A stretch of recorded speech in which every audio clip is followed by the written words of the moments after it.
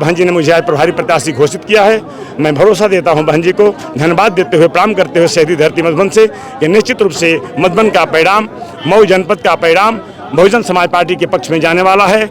मैं अगर संघर्षों के बल पर जो यहाँ केसरिया को एक संकल्प के साथ थोड़ा उदय करने का अवसर दिया था, वह अब ढल रहा है शाम, अब वह नीले के रूप में तब्दील हो जाएगा। मधुबन में बेरोजगारी और पलायन को लेकर आप क्या करेंगे?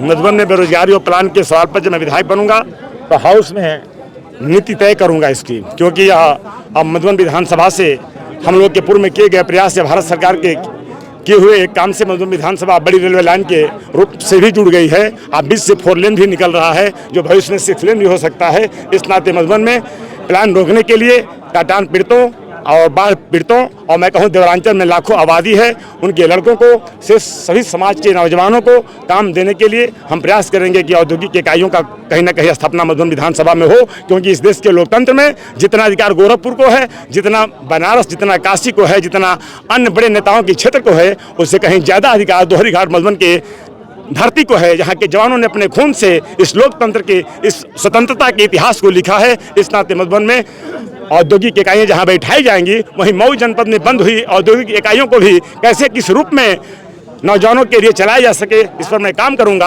आज जर्जर चीनी मिल जो मऊ बलिया में गई थी, 12 दिन पर 15 दिन पर चल के बंद हो गई है, किसान गन्ने खेत में जला दिए हैं, उस चीनी मिल को हाउस में जाते 90 दिन के भीतर ही हाउस के सदन से नहीं, हाउस के विधानसभा के अध्यक्ष जी से, आज चाहे सरकार में अगर बहन जी मुख्यमंत्री के बन गई तो उनसे वार्ता करके आपको भरोसा देता हूं कि चीनी मिल को एक आधुनिक चीनी मिल के तब्दील में कराऊंगा, जो चीनी मिल चालू भी होगी और फिर किसानों के लाखों किसानों के गन्ने चीनी मिल में जाएंगे। तो 27 में बड़ी चुनौती मानते हैं आप? हम चुनौती ही स्वीकार किए हैं। मेरा चुनौती स्वीकार करने का छात्र जीवन से स्वभाव है, तभी तो मैंने मधुबन को चुना था। नहीं तो यहाँ मधुबन में भारतीय जनता पार्टी आज़ादी के बाद कभी थी कहाँ? मैं आया था तो कहीं पता था।